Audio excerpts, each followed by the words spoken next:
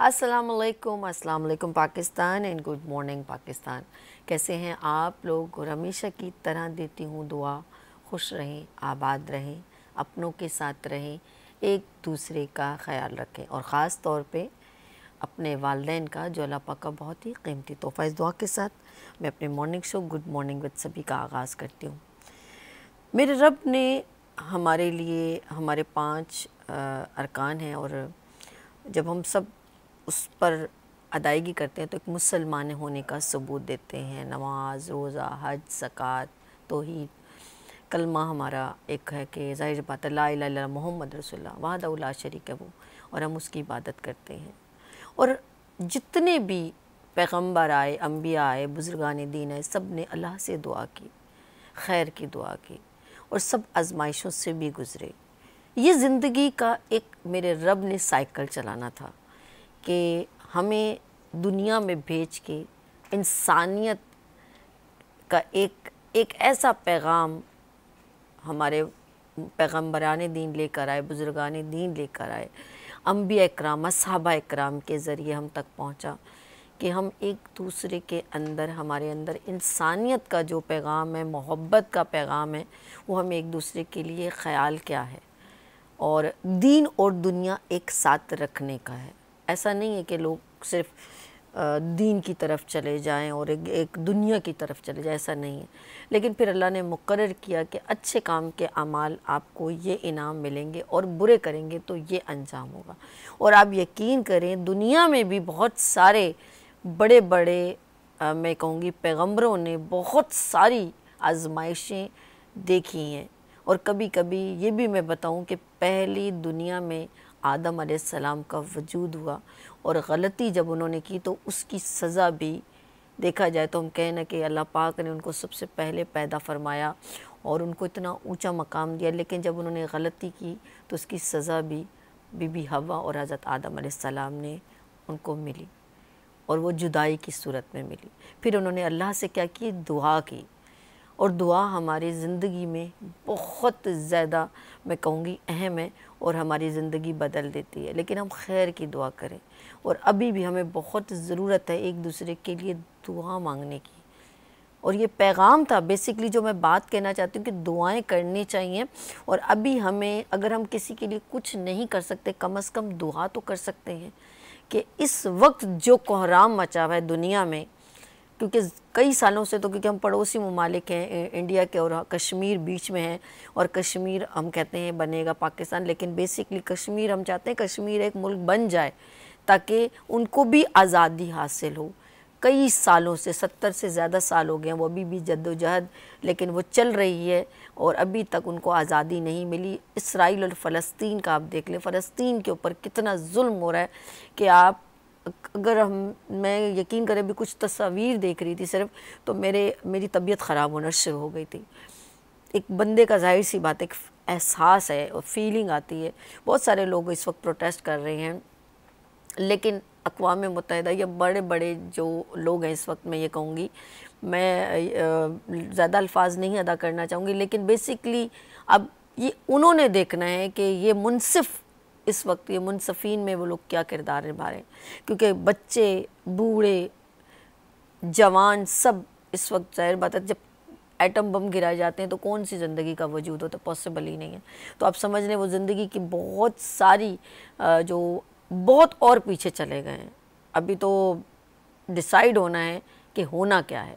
देखा जाए तो मैं कहूँ हमारे नबी सल्लल्लाहु अलैहि वसल्लम ने जब अपना पैगाम दिया तो ये नहीं दिया था कि जब किसी को, अगर कोई हार भी जाता था तो उसके ऊपर जुल्म नहीं करते थे।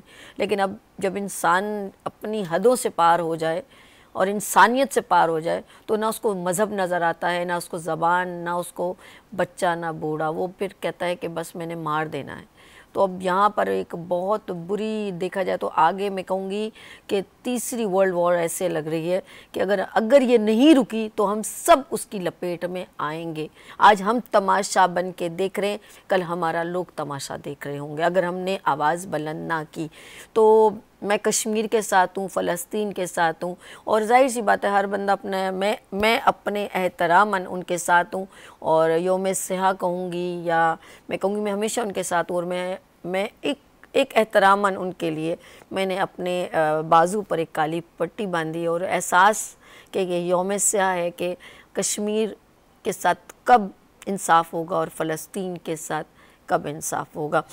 बात आगे करती हूँ और मेरे साथ, क्योंकि जिस इस वक्त शख्सियत की मैं बात कर रही हूँ वो फ़लस्तीन के ऊपर और कश्मीर पर जब भी वो, क्योंकि उनकी अपनी एक माशाल्लाह अपनी एक ऑर्गेनाइजेशन है, वर्किंग कर रहे हैं और मज़हबी तौर पे वो बहुत अच्छा काम करते हैं, तो वो जब भी ऐसी कोई बात होती है तो यहाँ पर वाकई में इस वक्त नज़र आता है कि हम मज़हब को सामने रख कर कितना अच्छा किरदार निभाते हैं। तो यहाँ पर मौजूद है सूफ़ी सैयद मसरूर हाशमी साहब। अस्सलाम वालेकुम। कैसे हैं सर? ठीक है। और जिस तरह अभी आप देख रहे हैं, और अब मैंने कितनी बार आपको रब्ता किया पिछले प्रोग्राम में तो आप आ भी नहीं सके, आपने कहा कि मैं फ़लस्तीन के उस पर प्रोटेस्ट में मौजूद हूँ, तो क्या कहना चाहेंगे? औज़ु बिल्लाहि मिनश शैतानिर रजीम, बिस्मिल्लाहिर रहमानिर रहीम। बहुत ही अफसोस की बात है और अफसोस का मकाम है कि आज मिल्लत इस्लामिया जो है मुंतशिर होने की बाइस मुसलमान आलम पे जो है एक जुल्म ढाया जा रहा है। इस टाइम फ़लस्तीन मुसलमान भाई हमारे बेयारो मददगार हैं। हम कुछ नहीं कर सकते, कम अज़ कम यहाँ बैठ के उनके लिए अल्लाह के आगे, अल्लाह के हुजूर हाथ उठा के दुआ कर सकते हैं, या अल्लाह उनकी गैबी मदद फरमा। जिस तरह 313 सहाबा कराम थे और उन्होंने फतवात का सिलसिला जारी रहा, तो इस्लाम अल्लाह की मदद जब शामिल हाल होती है तो वहाँ क्वांटिटी का मसला नहीं होता, वहाँ पे आपका इखलास, आपकी मोहब्बत और आपकी लिलायत देखी जाती है।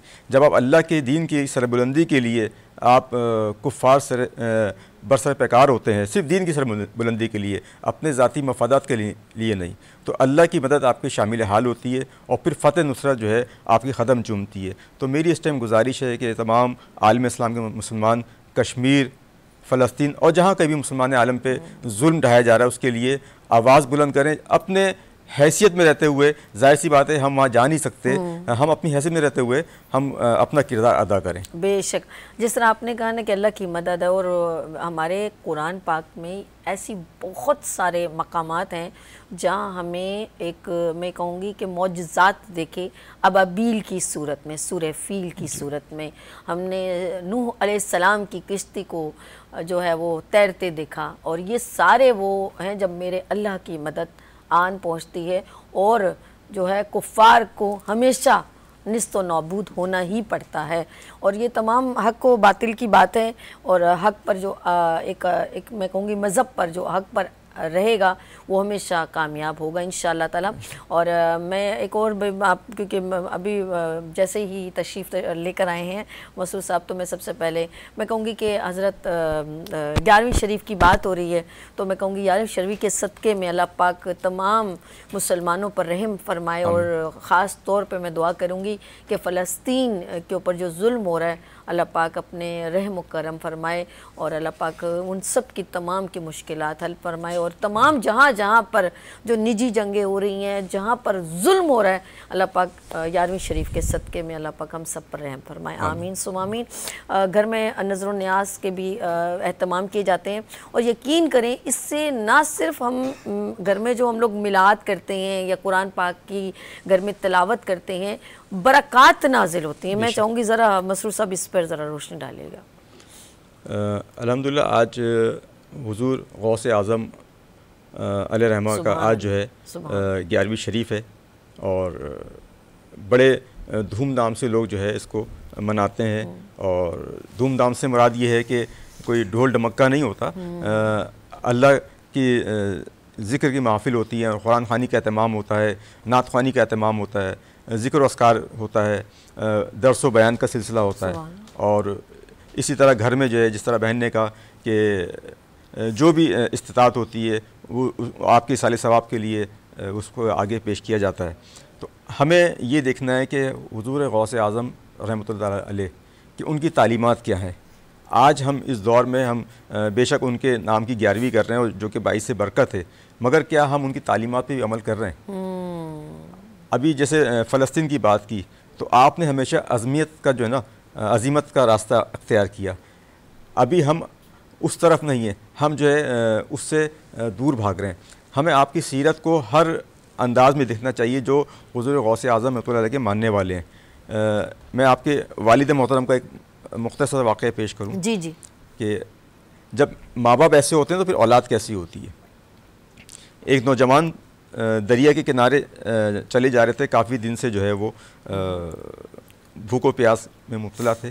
तो अच्छा। दरिया से उन्हें एक सेब बहता नज़र आया तो वो उन्होंने उठा के खा लिया। अच्छा, दरिया से हाँ सही याद आ गया मुझे। जब वो सेब उन्होंने खा लिया, उसके बाद उन्हें यार मैंने सेब खाया है तो ये किसी और की मिल्कियत थी और मैंने उस बगैर पूछे ये सेब खा लिया। तो अब आप उसकी तकोदो में कि उसके मालिक को ढूंढने के लिए दरिया के साथ साथ जाते रहे। तो एक मकाम पे जब देखा कि ये दरख्त जो है वो दरिया के किनारे नीचे है, उस पर फल टंगे में फल लगे हुए उस पर, तो आप उसके मालिक के पास गए और मालिक भी उस वक्त के जो है बड़े बुजुर्ग शख्सियत थे। तो जब आपने कहा जी ऐसा ऐसा वाक़या हुआ, मैंने आपके जो है एक सेब आया था वो खाया। तो वो उसी वक्त देख गया कि ये नौजवान जो है आम नौजवान नहीं है कि जो सिर्फ एक सेब की खातिर जो है वो यहाँ पे चला आया मेरे पास के मुझसे माफ़ी तलब करे और अपना हक माफ़ करवाए। तो आज हमें ये भी देखना है कि आज हम जो है लोगों के किस तरह हकूक अदा नहीं कर रहे हैं, हकूक गज़ब कर रहे हैं, खा जाते हैं। तो हमें सब चीज़ें इस्लाम और इनकी बुज़ुर्गान दिन की सीरत में नज़र आता है। तो उन्होंने जैसे ये भापा कि ये नौजवान जो है आम नौजवान नहीं है, कहने लगे ठीक है आपको पहले इतने साल मेरे पास यहाँ पे खिदमत करनी पड़ेगी बाग में एक सेब के लिए। जब वो खिदमत कर ली, वो अरसा गुजर गया 8-10 साल का जो भी अरसा था, उसके बाद कहने लगा मुझे इजाज़त करने नहीं, अब तुम्हें मेरी बेटी से शादी करनी पड़ेगी। और मेरी बेटी आँखों से जो है ना वो नाबीना है, हाथों से माजूर है और पैर से ही माजूर है और ज़बान से भी माजूर। अल्लाह, इससे शादी करनी पड़ेगी। तो आपने वो शर्त कबूल कर ली। जब आपकी शादी उन्होंने की, जब आप कमरे में गए तो देखा तो माशाल्लाह खूबसूरत खातून बैठी हुई हैं और उनकी उम्र 48 साल थी और नौजवान की उम्र कम थी। वो उन्होंने शराइत कबूल की। तो फिर बाहर आए और बाहर आके उनके वालिद से कहा कि आपने तो कहा था कि वो इस तरह ये उसमें कामियाँ मौजूद है। आपने फरमाया कि मेरी बच्ची ने कभी हराम की तरफ देखा नहीं इसलिए नाबीना है वो, मेरी बच्ची कभी हराम की तरफ गई नहीं इसलिए मैंने कहा पैर से माजूर है, किसी हराम चीज़ को हाथ नहीं लगाया इसलिए मैंने कहा पैर से हाथ से जो है वो माजूर है। तो जब ऐसे वालिदैन होते तो फिर उनकी जो औलाद है हुज़ूर गौस आज़म रहमतुल्लाह अलैह। सुभान अल्लाह, सुभान अल्लाह, बहुत खूबसूरत। और ये हमारे लिए देखा जाए तो ये जो उस वक्त के गुज़रे हुए वाक़यात हैं, ये हमारे लिए बहुत ज़बरदस्त हमारे लिए पैगाम होते हैं। और इस तरह हमारे अंबिया इकराम अलैहिस्सलाम, असहाबा इकराम, मेरे यूसुफ अलैहिस्सलाम का वाक़या कि भाई एक बार उन्होंने कहीं कह दिया था, जब कैद में थे तो कहा कि जाके बादशाह से कहना कि मैं ऐसे ऐसे हूँ। तो बाद में एकदम रात को उनको ख्याल आया कि मैं अपने रब से क्यों नहीं कहा, और मैंने उनको अपने रब से ज़्यादा समझ के ये मैसेज कैसे दे दिया। तो उनको बहुत एहसास हुआ और उसके ऊपर उनको फिर ख्वाब में यानी कि और मज़ीद उन्होंने उसके ऊपर कैद जो है उसमें कैद व बंद में वक्त गुजारा कि अल्लाह पाक की तरफ से कि अल्लाह से ज़्यादा तुमने किसको इतना समझा कि मैं कि कोई और मेरी आवाज़ सुनने वाला है। तो ये खुद से भी जब बंदे को एहसास होने लगता है ना, तो ये हमें उजागर करता है कि हम ईमान के मजबूत हैं। अल्लाह पाक हम सब का ईमान सलामत रखे। एक बार फिर मैं कहूँगी कि आज गुड मॉर्निंग विद सभी में स्पेशल ट्रांसमिशन, और हमने कश्मीर और फ़लस्तीन के साथ यौम यकजहती के रिप्रेजेंट कर रहे हैं। और यौम स्याह के तौर पे हमने एक एहसास के तौर पे मैंने अपने बाजू पर एक काली पट्टी भी बांधी है। और बस एक अपना कोशिश करें कि किरदार निभा सकें और अपने अल्फाज आगे तक पहुंचा सकें। यहाँ पर हम मुख्तसर सी एक वक्फ़ा लेंगे और आप लोगों ने मेरे साथ ही रहना है। देखते रहिए गुड मॉर्निंग विद सभी।